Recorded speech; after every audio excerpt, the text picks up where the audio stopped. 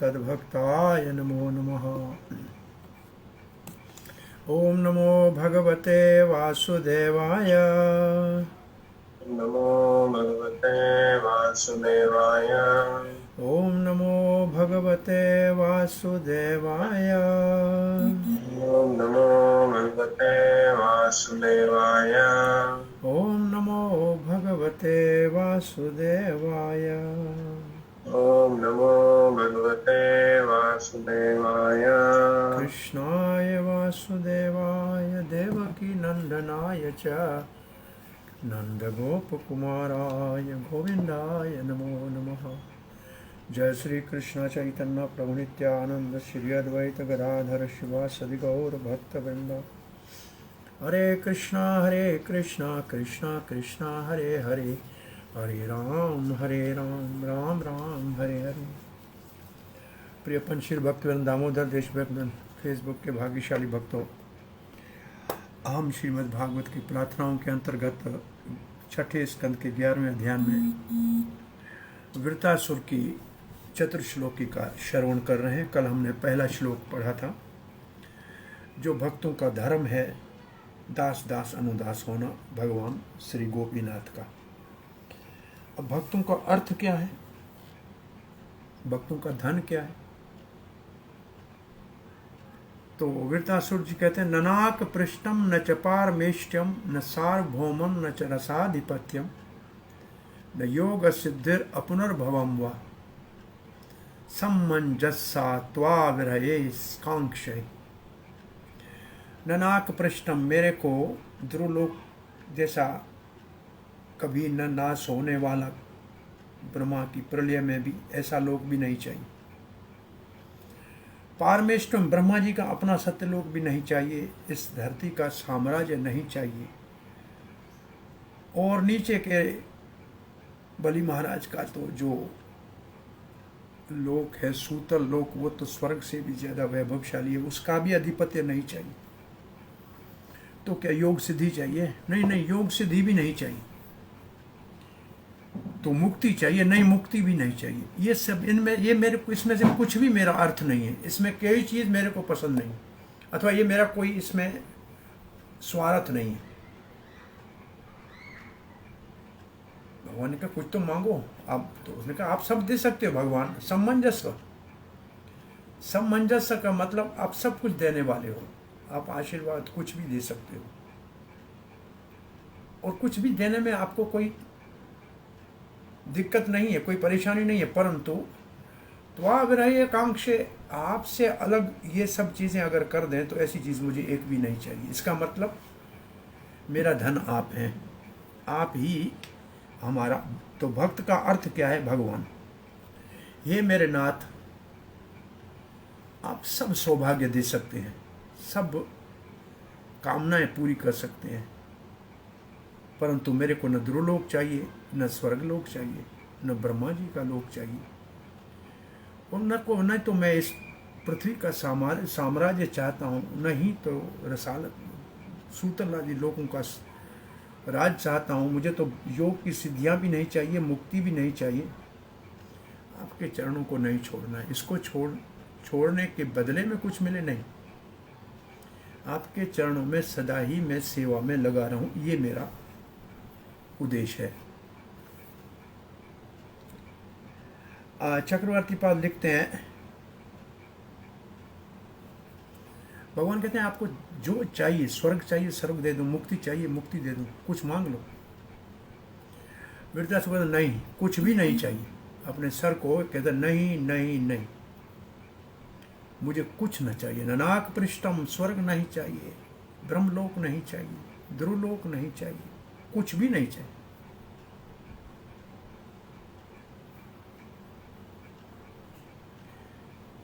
जो पहले श्लोक में मैंने कहा है वही मैं 3 बातें आपसे मांगता हूं।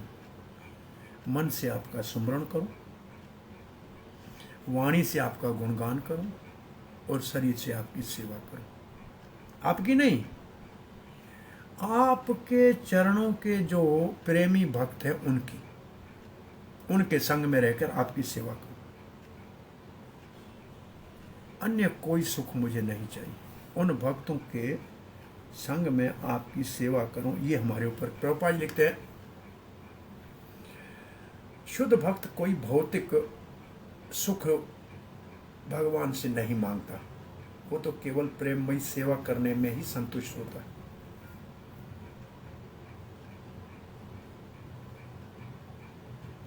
दो बातें लिखी हैं प्रभुपाद में, वही बात को भाव दे रहे हैं कि शुद्ध भक्त भगवान और भगवान के भक्तों के सानिध्य में, उनकी सेवा में ही लगना चाहते हैं। जैसे वृत्तासुर ने पहले कहा है, दास दास अनुदास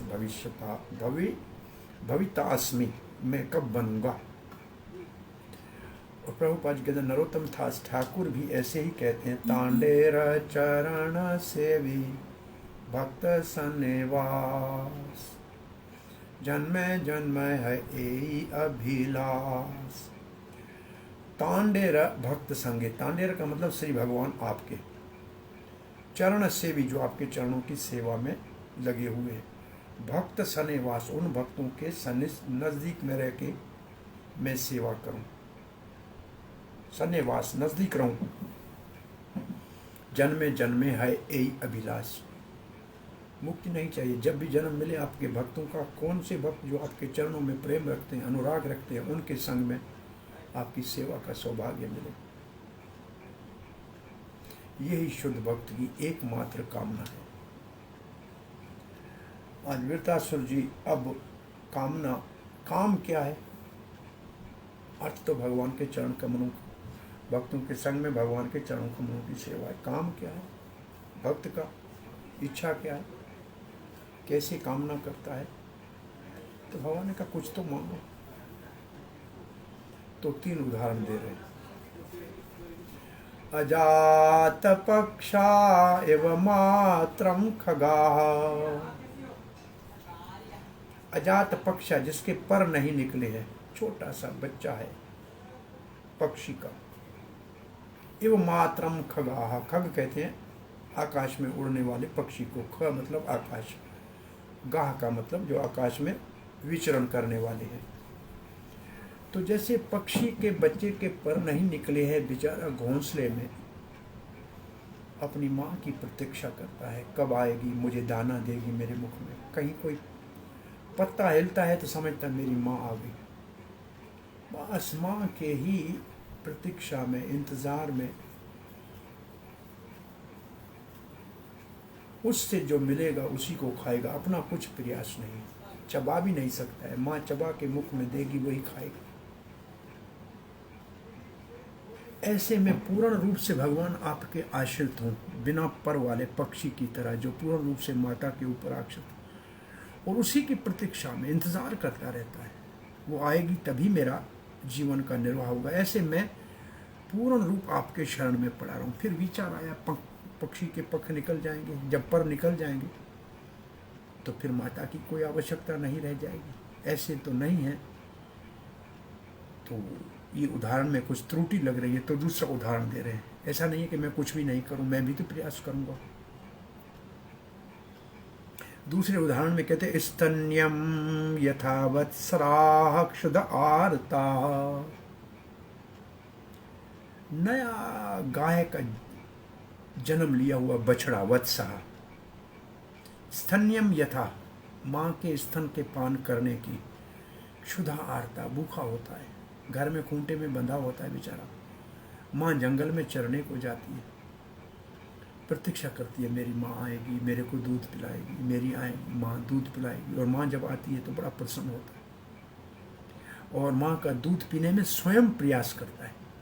इसमें माँ बच्चे को, पक्षी को तो माता खिलाती है, लेकिन गाय का बछड़ा तो स्वयं गाय का दूध पीता है, अपना प्रयास करता है और बड़ा माँ से प्रेम करता है और माँ उसको चाटती है। ऐसे भगवान, मैं भी आपकी सेवा में लगा रहा हूँ, आप भी हमसे स्नेह करें और आपकी प्रतीक्षा बनी रहे और कहीं मेरा मन नहीं भटके।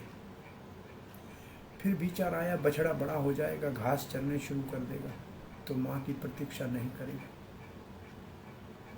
प्रायः माँ, ये तो पशु तो फिर बड़े होते तो एक दूसरे को पहचानते भी नहीं, इस उदाहरण से भी संतुष्ट न हुआ तो तीसरा उदाहरण दे रहे, प्रियं प्रियैव युषितं विष्णा। प्रियम प्रियैव, प्रियम मतलब वो सती प्रेम करने वाली नारी जिसका पति परदेश गया हुआ है, प्रियैव, वो घर पे नहीं है। व्युषितम, कहीं बाहर गया हुआ है परदेश में। विष्णा,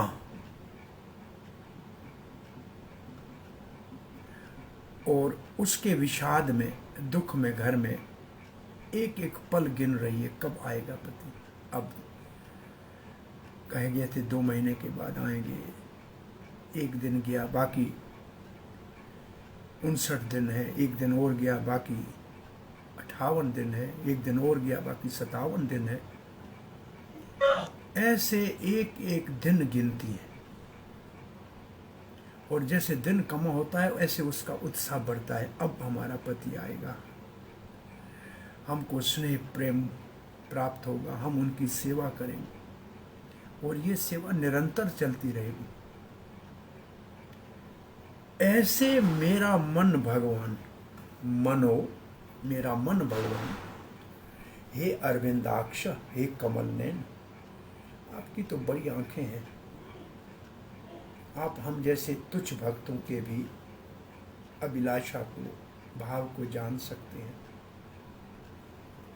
दिदृक्षे त्वम, ऐसे ही जैसे बिना पकड़ पर वाला बच्चा अपनी माँ का दर्शन करता है, उसके खाने खिलाने से संतुष्ट होता है, जैसे भूखा घर में बंधा हुआ छोटा बछड़ा माँ के दूध पीकर संतुष्ट होता है, उसका इंतजार करता है, उसका दर्शन उसके जीवन में संतुष्टि लाता है, उसकी कामना पूरी हो गई, माँ को देखा कामना पूरी हो गई। जैसे नारी अपने पति को परदेश से आते देखती है तो उसकी सारी इच्छाएं पूरी हो जाती हैं। ऐसे मेरी इच्छा भगवान, हे अरविंदाक्ष, आपके दर्शन की है, ऐसी लालसा मुझे आपके दर्शन की हो, यही मेरी कामना है, यही मेरा काम है भक्त का, कि भगवान का सानिध्य कब प्राप्त होगा। युगायितं निमिषेण चक्षुषा परायविष्टम्, शून्यायितं जगत सर्वं गोविंद ग्रहणे में। ये महाप्रभु का भाव है। एक क्षण भगवान आपकी स्मृति नहीं रहे, आपका दर्शन न हो तो लगता है जुग बीत गए हैं, ऐसी तड़प भगवान के लिए हो। प्रभुपाद जी लिखते, हे कमल नयन भगवान,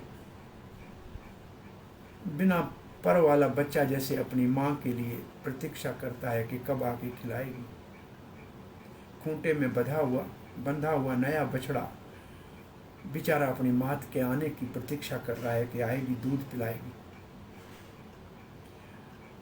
और विरह में, विषाद में दुखी पत्नी अपने परदेश से आने वाले पति के दिन गुनती है, आएगा तो हर प्रकार से संतुष्ट हो जाएगी, सेवा करेगी। ऐसे भगवान, मैं आपकी साक्षात सेवा करने का सौभाग्य कब प्राप्त करूंगा। ददृक्ष्य का अर्थ प्रभुपाद ने कहा सेवा का सौभाग्य। और चक्रवर्ती बात कहे, हम आपका दर्शन चाहते हैं भगवान। हम क्या दर्शन करेंगे आपकी आंखों से, आप कमल नयन, आपकी दृष्टि हमारे ऊपर पड़ जाए, आप दया करो, कृपा करो। चक्रवर्ती बात लिखते हैं, मैं आपके लिए ही, आपको ही प्राप्त करने की एकमात्र इच्छा रखता हूँ, यही मेरी कामना है, यही मेरी तड़प है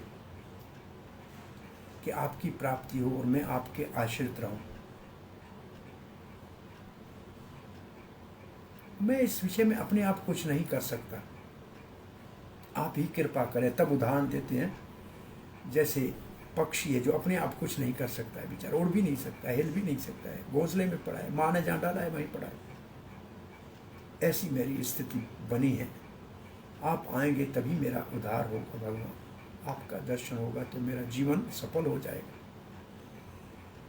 फिर लगता है कि इस उदाहरण से स्वयं संतुष्ट नहीं है, पर निकल गए, बच्चा उड़ गया, माता अपनी तरफ गई, बच्चा अपनी तरफ गया।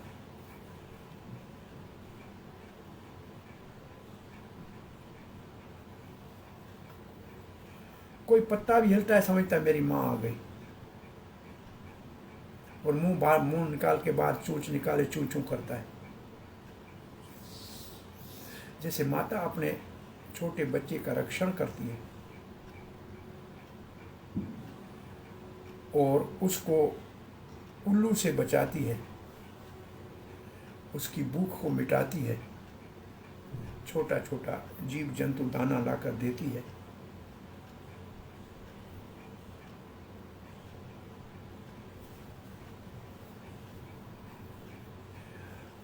ऐसे ही भगवान आप हमको त्रिताप से बचाओ। और ये मेरा इंद्र शत्रु पड़ा है, खड़ा है, इससे भी मेरी रक्षा करो।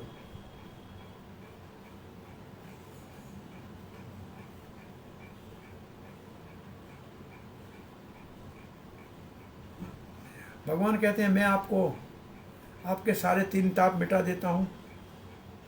वो बच्चा खुश हो जाता है माँ के आने के ऊपर ना, उसको भूख मिट जाती है, उसको उल्लू से रक्षा मिल जाती है।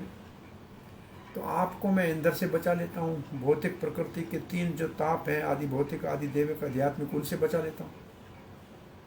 और चाहिए तो आपको स्वर्ग या ब्रह्मलोक दे देता हूँ।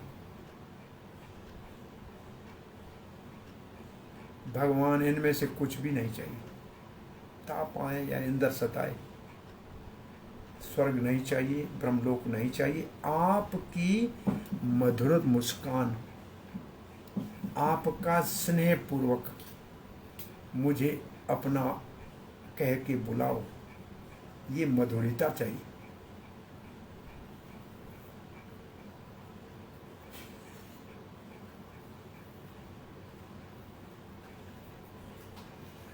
और इस मधुरता के बीच में बाधा क्या पड़ी हुई है?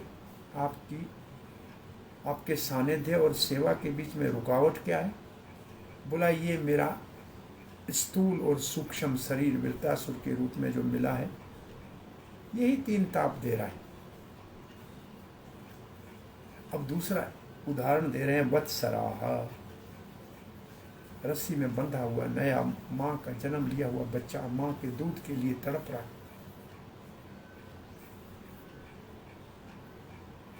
बछड़ों की अपनी इच्छा है कि हम सुखी हो जाएंगे, दूध मिलेगा, वो दूध के लिए स्वयं पीने के लिए इच्छुक होते हैं।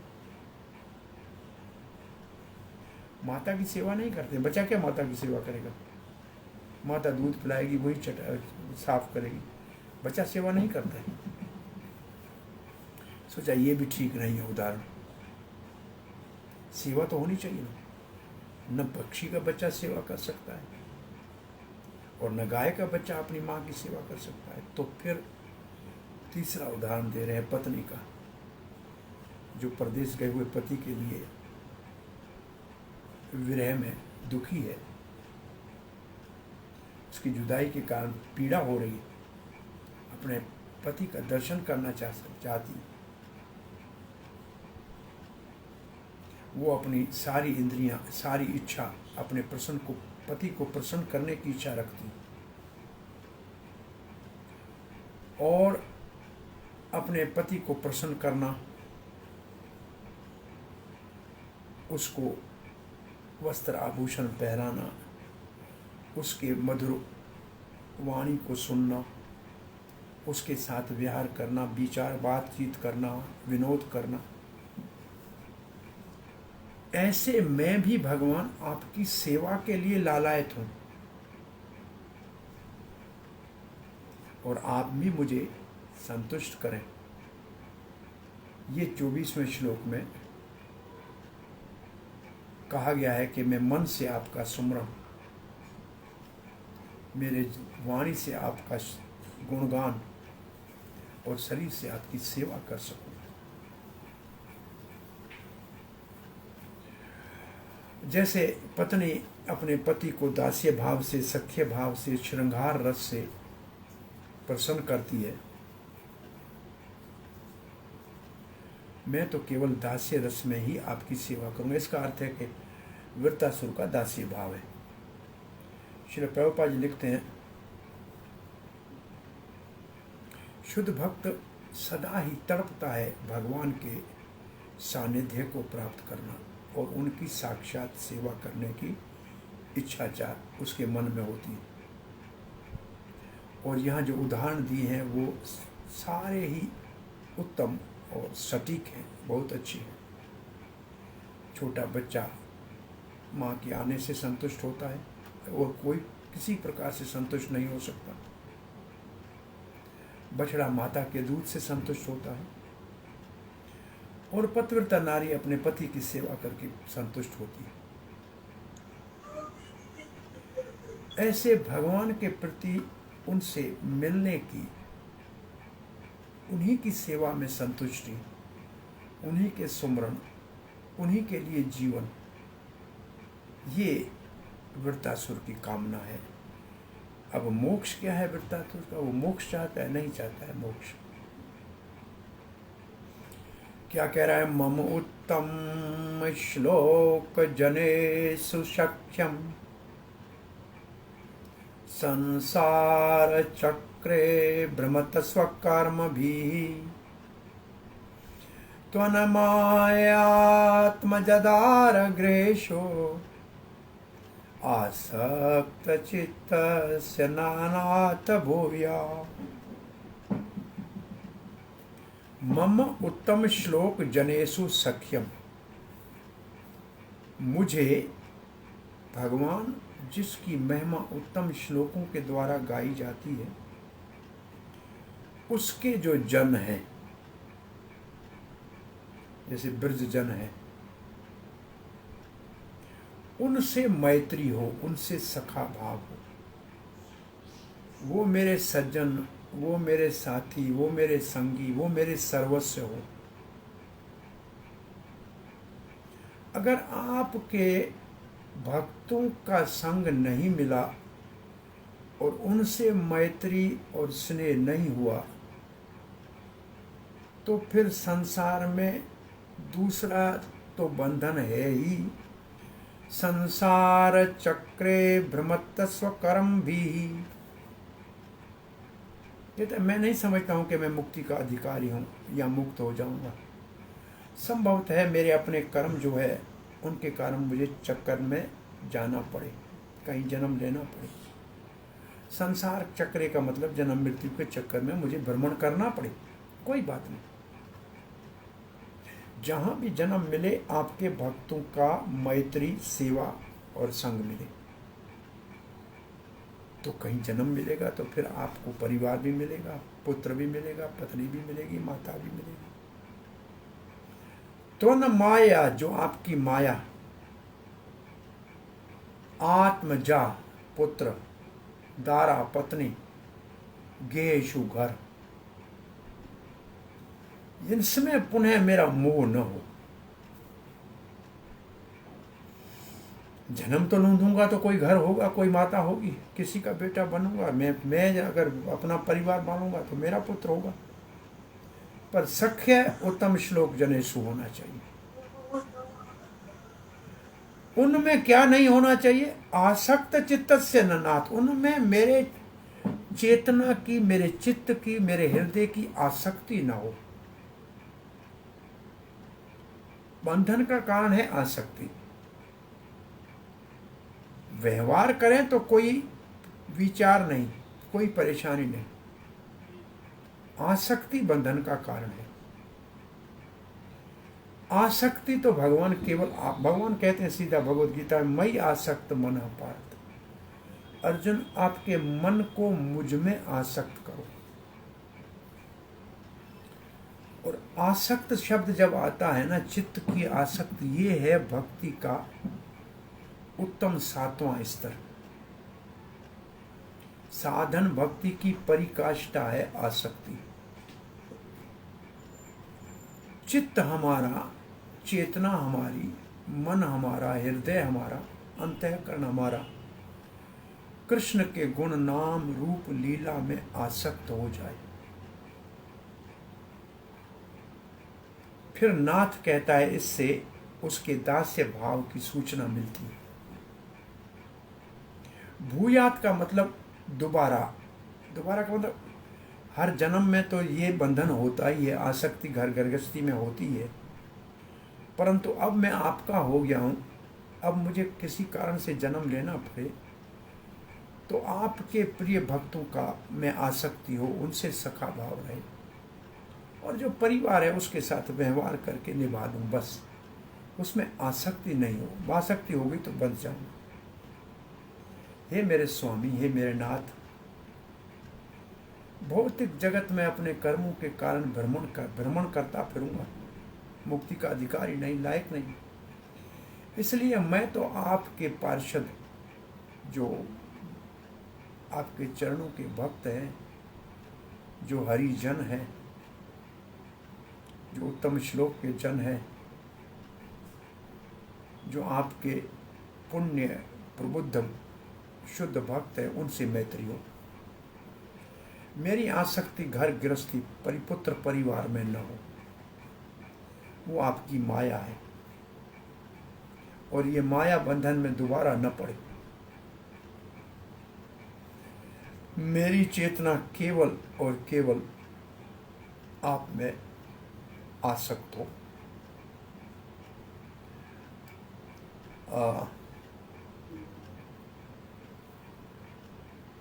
चक्रवर्ती पाद लिखते हैं, अब वृतापुर वहाँ तो कह दिया भगवान आपका दर्शन हो, आपकी सेवा करूं, फिर बहुत निमर हो गया, बोला इसके मैं लायक नहीं हूँ, आपकी सेवा का मैं लायक नहीं हूँ, इतना मेरा पुण्य नहीं है, इतनी मेरी भक्ति की शक्ति नहीं है, निमर हो गया। मुझ जैसा पतित नीच अधम ये सौभाग्य कैसे प्राप्त कर सकता है कि आपकी साक्षात सेवा में लग जाए, आपका दर्शन करे। कोई बात नहीं, मेरे कर्मों के कारण मुझे संसार में भटकना पड़े तो भटकने दीजिए, परंतु एक प्रार्थना है, मेरी मैत्री आपके भक्तों से। ये सारी भागवत में बार बार एक ही बात सुनने को मिलेगी कि भगवान आपके भक्तों का संग दिला है, कहीं भी हमारे को जाना पड़े, कहीं भी जन्म लेना पड़े, आपके भक्तों के संग से वंचित नहीं करना, एक यही कृपा करें। इसका मतलब सबसे दुर्लभ इस संसार में कोई उपलब्धि है, कोई सौभाग्य है, भगवत कोई कृपा है तो है भगवान के अनन्य प्रेमी भक्तों का संग। और भक्ति प्रेमी भक्तों के संग की परिभाषा है सत्संग, और सत्संग की परिभाषा है भगवान में आसक्ति को उत्पन्न करना। जो आसक्ति इस वक्त घर गृहस्थी धन दौलत में है, पुत्र परिवार में है, वो संसार की आसक्ति है, वो बंधन है। उसी आसक्ति को वहां से हटाकर भगवान के भक्तों में, भगवान के सत्संग में और भगवान की सेवा में लगा दें तो हमारे पुत्र परिवार वो सब सुखी हो जाएंगे। मोह कम हो गया ना, मोह आसक्ति भगवान में चली गई तो सब सुखपूर्वक हो जाएगा, कोई चिंता करने की जरूरत नहीं।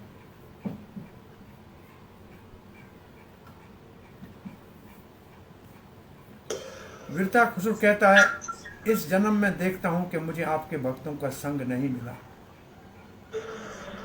असुर जुनी में कौन संग देगा, और इसलिए मुझे बहुत अधिक इस बात का दुख है, मैं संग से वंचित हूं। आपके भक्तों का संग भगवान आप कैसे भी प्राप्त कराइए। यह हमारे वृत्तासुर की चतुर्श्लोक की पूर्णाहुति पे पहुंचती है। आज कुछ क्लासें ज़्यादा ही थी, 2 घंटे की, अभी इससे पहले 6 बजे पूरी की है। भक्ति शास्त्री की, वृंदावन की, ब्रह्मचारियों के तो बहुत एग्जॉस्ट जैसा है।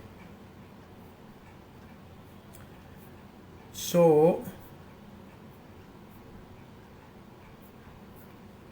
ये वृत्तासुर की महिमा है। और फिर इंद्र से लड़ाई करना शुरू करता है और इंद्र को निगल भी जाता है और समझता है कि अब मेरा क्या है, कुछ भी नहीं है। अब आंखें बंद करके समाधि लगाता है। और तब इंद्र को तो नारायण कवच पहना हुआ है, हाथ में वज्र है, इसलिए इंद्र बाहर निकल के आया। और निकल के आया तो फिर उसका सर गर्दन काट दिया और उसमें बहुत समय लगा। इंद्र क्यों नहीं लड़ रहा था?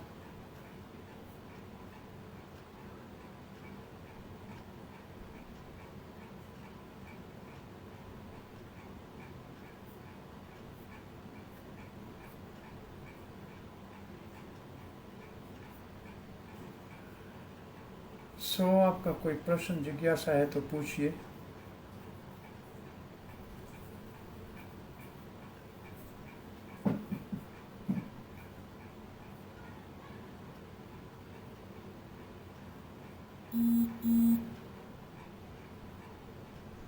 ये जो लास्ट श्लोक है वृत्रासुर वाला, इसमें प्रभुपाद जी ने इसका वो पर्पट नहीं दिया। नहीं है, नहीं पर्पट है नहीं इसका।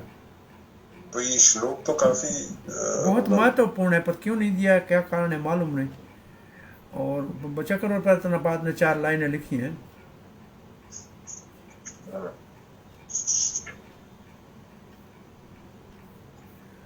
बहुत महत्वपूर्ण श्लोक है, पर प्रभुपाद ने नहीं दिया। कोई भाव क्या कारण है नहीं दिया कि रह गया, उनसे छापने में कुछ कहा नहीं जा सकता।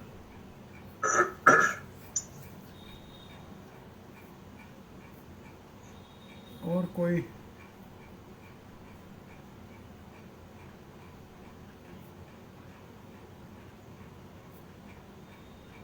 इसमें थोड़ा सा डिफरेंस आ रहा है। जो प्रभुपाद जी ने कहा है कि जो मेरी अटैचमेंट है शरीर, बच्चों से, घर से, पत्नी से, वो ना रहे। और विश्वनाथ चक्रवर्ती ठाकुर जी कह रहे हैं कि मेरी अटैचमेंट उन लोगों से ना रहे, या मेरा संग उन लोगों के साथ ना हो जिनकी अटैचमेंट आगे हो।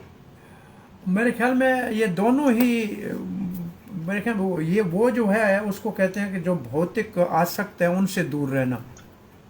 जो भौतिकता में आसक्त है उनसे मैं दूर रहूं। वो उसका एक्सटेंडेड फॉर्म का माना जाए, क्योंकि एक में होगी तो फिर पूरे सब में होगी, फिर तो समाज हो जाएगा ना। तो प्रभुपाद ने सीधा लिखा है और उन्होंने उसका सेकंड एस्पेक्ट दिया है। उसका एक दूसरा अर्थ ये भी है कि जैसे वृत्तासुर को इस वक्त तो कोई असुर है, कोई माता पिता है नहीं, तो ऐसी स्थिति में उनके अपने माता पिता में और पुत्र परिवार तो है नहीं, तो उसमें आसक्ति है नहीं। तो ऐसे लोगों से भी आसक्ति न हो जो इनमें आसक्त है। जी जी। कभी ऐसी भी परिस्थिति हो, कुछ लोगों को अपना पुत्र है ही नहीं, शादी की नहीं है, फिर भी उनमें, जैसे हमारे ब्रह्मचारी हैं या आप मानो के सन्यासी हैं, उनको उनमें आसक्ति नहीं हो जिनको जो घर परिस्थिति में आसक्त है। ये ऐसे इस भाव से इसको लिया जा सकता है। क्योंकि उनके इसमें आसक्ति का मतलब उनकी बातें सुनना। उनकी बातें तो संसार की होंगी, तो भगवान की बातें तो उधर होंगी नहीं।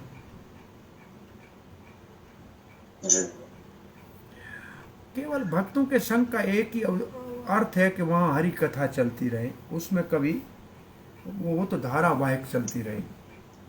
यही हरि भक्तों का है। तो ये संसार बहुत माया का इतना प्रबल प्रभाव है कि चाहते हुए भी इस आसक्ति और बंधन से निकलना बहुत मुश्किल है। इसके लिए साधन भक्ति में आसक्ति तक पहुंचना चाहिए, तब दूसरी आसक्तियां समाप्त होंगी। अब हमारी साधन भक्ति में अभी अनर्थ निवृत्ति में अटके हुए हैं, तो आसक्ति दोनों तरफ, इधर न उधर की न उधर की, बीच में लटकी हुई है।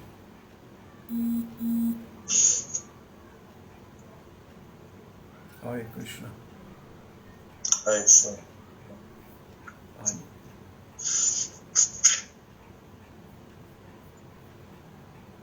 और किसी का कोई प्रश्न जिज्ञासा है?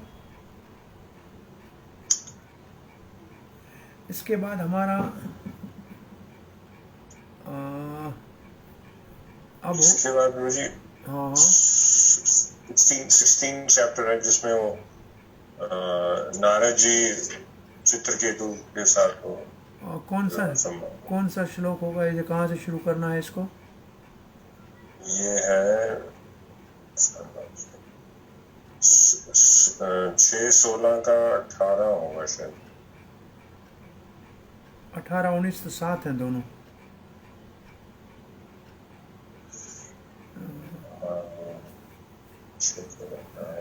ओम नमो तुभ्यं भगवते वासुदेवाय धीमहि प्रद्युम्नाय अनिरुद्धाय नमः संकृष्णाय च नमो विज्ञान मात्राय। ये तो 18-19 है शायद जी।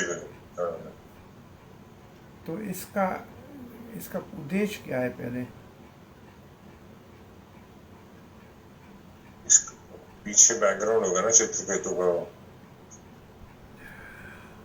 जैसे ही ब्राह्मण अंगिरा और नारद ने चित्रकेतु को जो घर ग्रस्त के अंधे कुएं में गिरा हुआ था हाथी की तरह, जिसको निकलने का कोई सहारा नहीं था, उसको वहां से निकाला। ये इससे पहले श्लोक है 2-3। और कालिंद्याम विधिवत स्नात्वा कृत पुनः जल क्रिया मौनेन संयत प्राणो ब्रह्म पुत्राव अवंदत। उसके बाद जमुना का जल में स्नान किया नेम के अनुसार, और जो भी जल से पूजा आदि करनी हुई थी वो किया। फिर बहुत ही मौन धारण करके अपने मन और इंद्रियों को संयम करके ब्रह्मपुत्र, ब्रह्मा के दोनों पुत्र अंगिरा और नारद, उनको प्रार्थना किया और उनको प्रणाम किया। ये कर रहा है चित्रकेतु।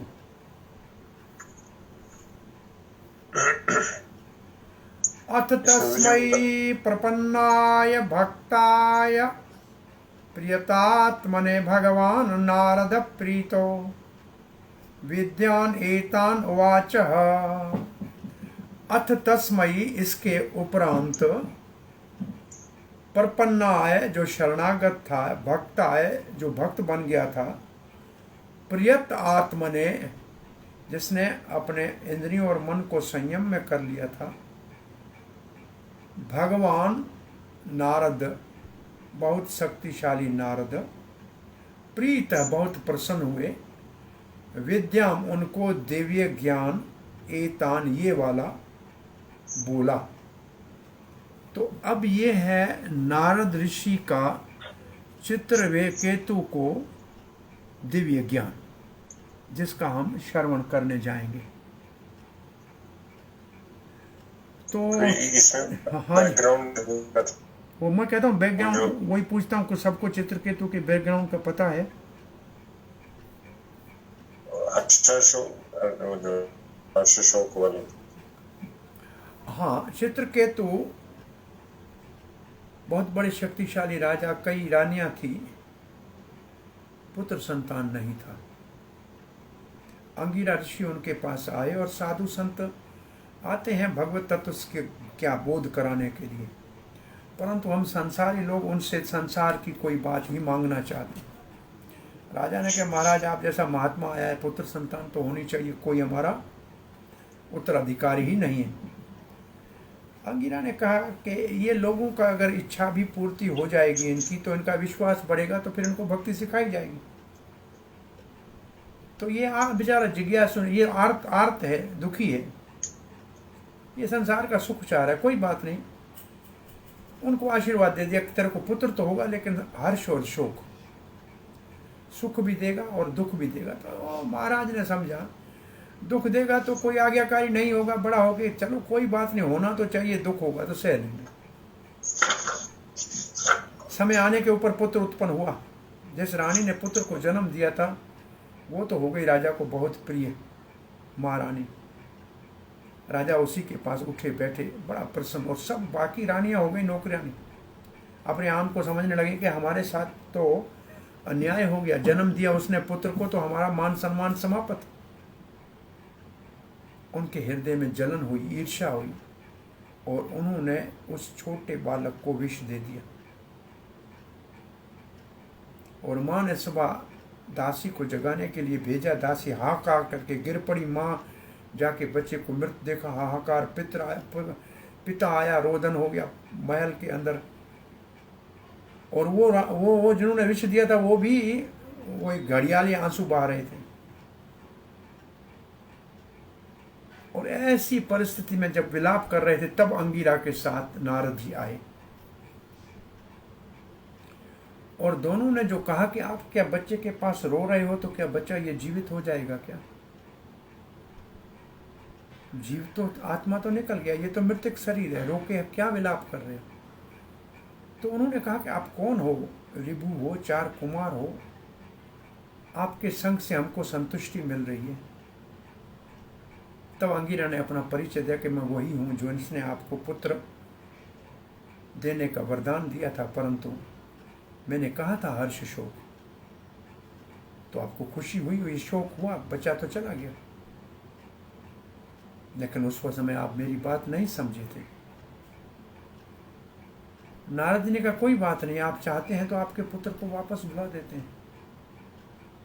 नारद ने अपनी शक्ति से उस आत्मा को, जो चित्रकेतु के पुत्र के रूप में आया था, उसको कहा शरीर में बेटा प्रवेश करो। जैसे वो प्रवेश हुआ, बेटा उठ के बैठ गया।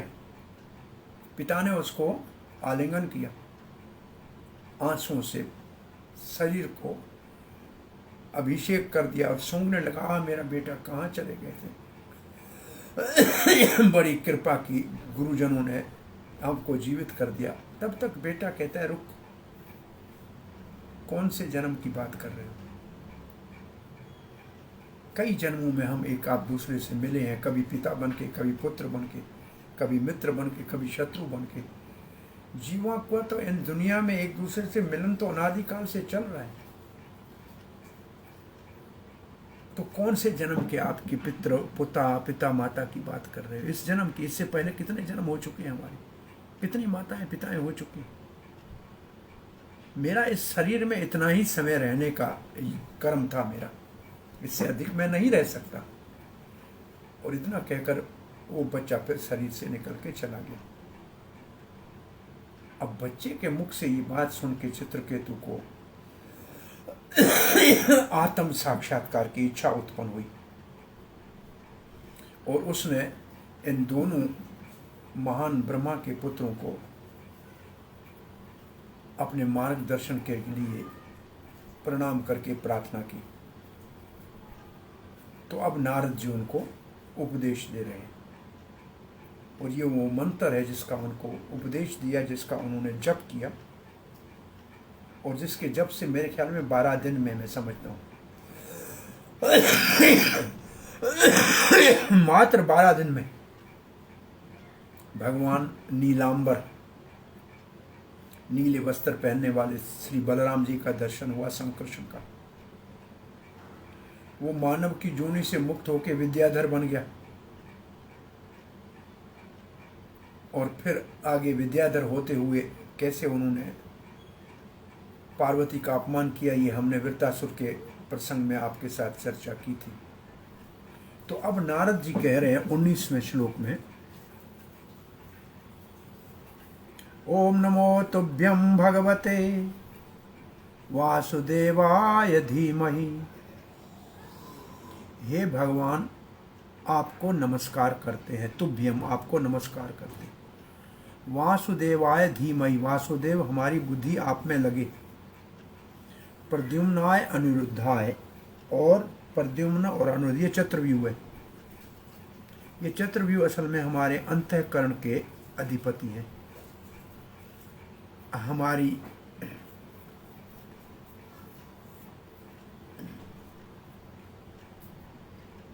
बुद्धि, मन, अहंकार संकर्षण तो सीधा अहंकार का है।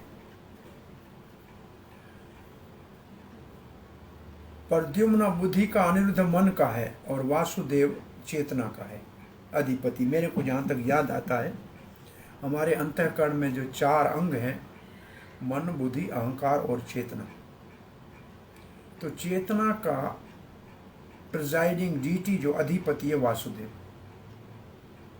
अहंकार का संकर्षण, प्रद्युम्न बुद्धि का, अनिरुद्ध मन का है। ये आपस में एक आगे पीछे हो सकता है। इसको प्रद्युम्न ओम नमो तुभ्यं भगवते वासुदेवाय धीमहि प्रद्युम्नाय अनिरुद्धाय नमः संकर्षणाय च। ये चारों को नमस्कार करते हैं जो हमारे अंतःकरण के अधिपति है। नमो विज्ञान मात्राय, विज्ञान मात्राय, विज्ञान का स्वरूप, विज्ञान का मतलब अनुभूति। परमानंद मूर्ति, आप सबका ये स्वरूप परम आनंद का स्वरूप है। आत्मा रामाय, आप आत्मा राम है भगवान। शांताय, आप प्रकृष्टेन रूपेण शांत है। निवृत्त द्वैत दृष्टि, आपकी कोई द्वैत दृष्टि नहीं है, सबके लिए समान दृष्टि है। सो इस श्लोक का अर्थ हुआ, नारद जी चित्रकेतु को ये मंत्र दे रहे हैं, हे भगवान, हे परम पुरुष भगवान, ओमकार के प्रणव बीज मंत्र से प्रार्थना कर रहे हैं। हम प्रणाम करते हैं वासुदेव को, हम आपका ध्यान करते हैं धीमहि। हे प्रद्युम्न, हे अनिरुद्ध, हे संकर्षण, हम आपको प्रणाम करते हैं। हे आध्यात्मिक शक्ति के स्रोत, हे आनंदमय भगवान, हम आपके चरणों में प्रणाम करते हैं। आप आत्माराम हैं, आप शांत हैं। विज्ञान के लिए प्रभुपाद ने लिखा है, विज्ञान का अर्थ लिखा है आध्यात्मिक शक्तियों के स्रोत, विज्ञान रूपाय। और मूर्ति है, परमानंद मूर्ति है, परमानंद की मूर्ति।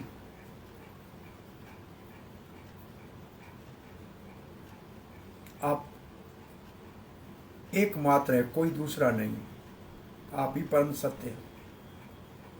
आपको ब्रह्म, परमात्मा और भगवान के रूप में अनुभूति की जाती है। आप ही सारे ज्ञान के स्रोत हैं। हम आपके चरणों में प्रणाम करते हैं। अब ये 3 शब्द तो है नहीं श्लोक में, प्रभुपाद ने यहाँ भावार्थ करके दिया है।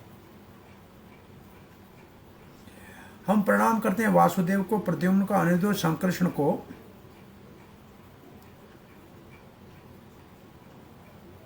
जिसकी चित्त शक्ति, जिसकी चित्त शक्ति है और जो जिसका आनंदमय स्वरूप है, जो आत्माराम है और शांत है, जो भौतिक में किसी चीज में आसक्त नहीं है, द्वंद्वों से परे है। हम आपको प्रणाम करते हैं, भगवान को कहते हैं। हम आपका ध्यान करते हैं। क्यों करते हो प्रणाम, क्यों करते हो ध्यान? आपको प्रसन्न करने के लिए। 9 शब्द 4 आने वाले श्लोक में है और 5 इसमें है। इन 9 शब्दों से भगवान को सामान्य जीव से भिन्न करके समझाया गया है। सामान्य जीव और भगवान में अंतर है, उसके लिए 9 शब्द हैं। उनमें से 5 तो है इस श्लोक में और 4 है आगे वाले श्लोक में। विज्ञान मात्राएं, इसका मतलब भगवान जो अपनी चित्त शक्ति से सदा ही परिपूर्ण रहते हैं, आवृत रहते हैं, और जीव जो है अज्ञानता से ढका रहता है। भगवान ज्ञान शक्ति से ढके होते हैं और जीव अज्ञान शक्ति से ढका होता है। मेदनी का मतलब डिक्शनरी। मात्रा का अर्थ कान भी होता है, मात्रा का अर्थ आभूषण भी होता है, धन भी होता है, नाप भी होता है और पर्दा भी होता है। भगवान परमानंद स्वरूप है और जीव 5 भूतों का बेचारा बना हुआ है। परमानंद कहाँ है? दुखी है।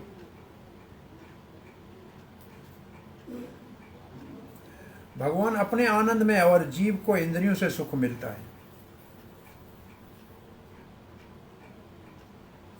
भगवान किसी चीज में संसार में आसक्त नहीं है, द्वंद्वों से परे है और जीव बेचारा द्वैत में फंसा हुआ है, भौतिक जगत में फंसा हुआ है। ये 5 शब्द भगवान से जीव को अलग करने के लिए श्री प्रभुपाद लिखते हैं। भगवत गीता में भगवान श्री कृष्ण कहते हैं प्रणव सर्ववेदेषु, मतलब ओमकार।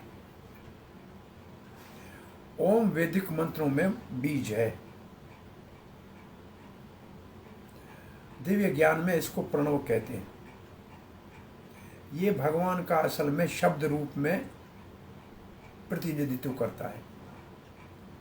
प्रायः ये निराकार का ही भाव है, चिन्ह है, भगवान का चिन्ह है। ओम नमो भगवते वासुदेवाय। वासुदेव ये नारायण का एक विस्तार है। प्रद्युम्न, अनिरुद्ध और संकर्षण के रूप में विस्तृत होते हैं और शंकर से फिर दूसरा नारायण प्रकट होता है और नारायण फिर 4 में विभाजित हो जाते हैं। ये असल में 2 चतुर्व्यूहों का वर्णन है। पहला चतुर्व्यूह बलराम जी से होता है, महासंकर्षण। फिर वो महासंकर्षण वैकुंठ में दूसरा चतुर्व्यूह नारायण, फिर 4 चतुर्व्यूह दूसरा होता है। ये दूसरे चतुर्व्यूह की बात हो रही है। और ये जो दूसरा चतुर्व्यूह है वैकुंठ वाला, इसमें जो संकर्षण है उसमें से 3 पुरुष अवतार विस्तार करते हैं, कारणदक्षाय, गर्भोदक्षाय और क्षीरोदक्षाय, जो सभी हर लोक में तीनों रहते हैं। कहाँ रहते हैं ये तीनों? इनके रहने की जगह है श्वेत द्वीप। ये ब्रह्म संहिता में लिखा है अंडांतरिस्थ परमाणु चयन। अंड का मतलब है एक ब्रह्मांड, और इस ब्रह्मांड में एक स्थान है, एक ऐसा लोक है जिसको कहते हैं श्वेत द्वीप। और श्वेत द्वीप में क्षीरोदक्षाई विष्णु रहते हैं। उसी के पास प्रार्थना करते हैं ब्रह्मा आदि क्षीर सागर के तट पे। और उसी क्षीरोदक्षाई विष्णु से सारे अवतार इस धरती पे आते हैं। ऐसे ब्रह्म संहिता में माना गया है, निश्चित किया गया है कि भगवान अद्वैत है, 2 नहीं है, 1 है। और उसको अच्युत भी कहा जाता है। वो कभी अपने स्वरूप से च्युत नहीं होते। जीव तो बेचारा हर समय गिरता रहता है, लेकिन भगवान गिरता नहीं। जीव माया के जाल में फंस जाता है, भगवान मायापति है, अच्युत है। भगवान का श्री विग्रह भी जीव के भौतिक तत्वों के विग्रह से भिन्न है। अब वो चक्रवर्ती पाद वाले भाव को यहाँ प्रभुपाद जी दे रहे हैं। और मात्रा जो है उसका अर्थ है मात्रा कर्ण, कर्ण मतलब कान, विभूषायाम का मतलब आभूषण, विते माने परिच्छदे।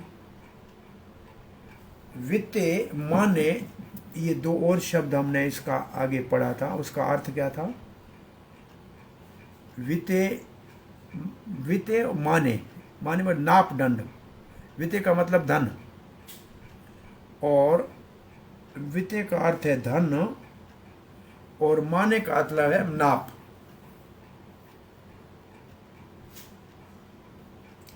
कान को आभूषण पहनाना मात्र कहते हैं, कोई पर्दा ढक दे उसको आवरण कहते हैं। भगवत गीता में भगवान कहते हैं मात्रा स्पर्शास तो कौन थे। मात्रा शब्द को प्रभुपाद जी भगवत गीता में लाए हैं, दूसरे अध्याय में। मात्रा स्पर्शास तो कौन थे। इंद्रियों के साथ गर्मी सर्दी का जो स्पर्श होता है ये आने जाने वाला है। ऐसे संसार के दुख सुख भी आने जाने वाले हैं, इसके लिए सहना चाहिए।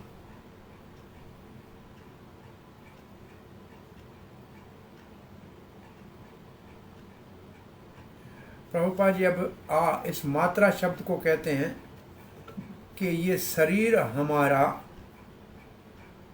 पर्दा है, ये ढक है जिसके अंदर हम हैं। ये हमारा वस्त्र है, आभूषण है, इसको हमने पहन के रखा है। भौतिक शरीर को हमने पहन के रखा है और इस शरीर के ऊपर फिर गर्मी सर्दी में अलग अलग कपड़े चाहिए। और ऐसे ही जीवात्मा अपने शरीर बदलता रहता है अपनी इच्छा के अनुसार। परंतु भगवान का जो श्री विग्रह है वो ज्ञान मात्र है। वो मात्रा शब्द है, ज्ञान मात्रा।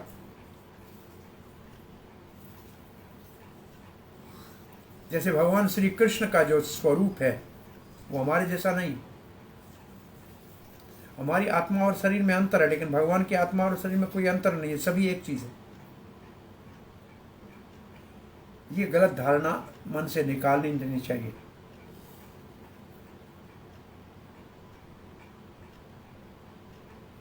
भगवान को पूर्ण ज्ञान है, वो काहे के लिए शरीरों के चक्कर में पड़ेंगे। हम अज्ञान के कारण कई शरीरों के चक्कर में पड़ते हैं।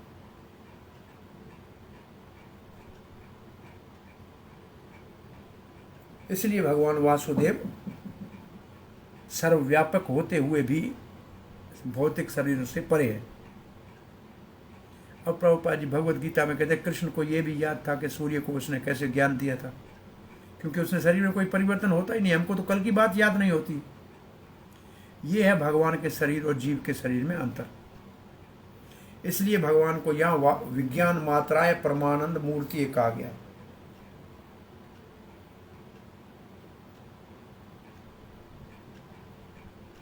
भगवान ज्ञान स्वरूप है, इसलिए परमानंद है, परमानंद स्वरूप है। वेदांत सूत्र में भगवान को कहा गया है आनंदमयो अभ्यासात। भगवान का स्वरूप ही आनंदमय है।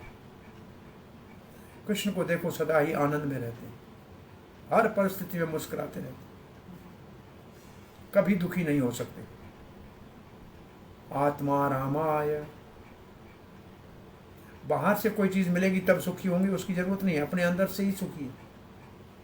अपने अंदर से क्या, अपने आप से राधा रानी को प्रकट किया, उसके साथ ही रमण करते हैं, इसलिए आत्मा राम है। आत्मा उनकी राधा है, उन्हीं से प्रकट हुई है।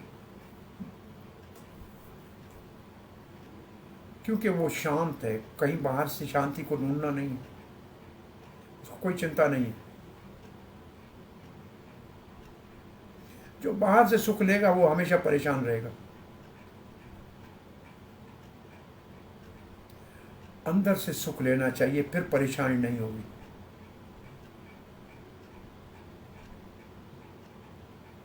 कर्मी ज्ञानी योगी ये सदा ही अशांत होते हैं।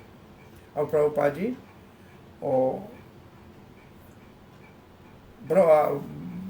चैतन्य चैतन्यमृत के श्लोक को ला रहे हैं शांत शब्द के लिए। भोक्ति मुक्ति सिद्धि सकल अशांत कृष्ण भक्त। मुक्ति मुक्ति सिद्धि सकल अशांत कृष्ण भक्त निष्काम अतएव शांत। ये श्लोक लिया है। कर्मी स्वर्ग चाहते हैं, इच्छा है, इसलिए शांति नहीं मिलेगी, बाहर से कुछ सुख चाहिए। ज्ञानी ब्रह्म में ही लीन होना चाहता है तो कहीं बाहर से सुख चाहिए। योगी सिद्धियां चाहता है, बाहर से सुख चाहिए, इसलिए कभी शांत नहीं हो सकते। परंतु भक्त कोई इच्छा नहीं है बाहर से, केवल भगवान की सेवा की इच्छा है, इसलिए सदा ही आनंद में रहता है, परम शांत। निवृत्त द्वैत दृष्टि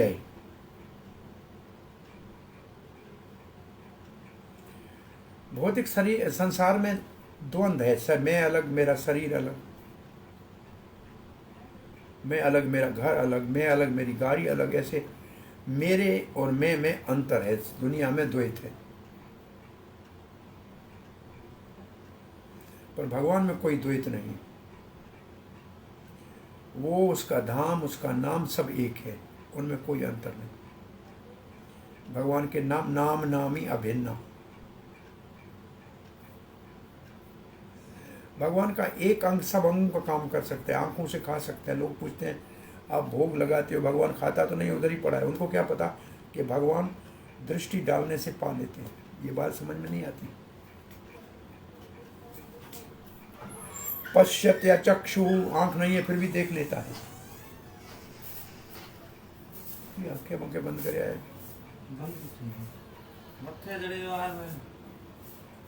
हाँ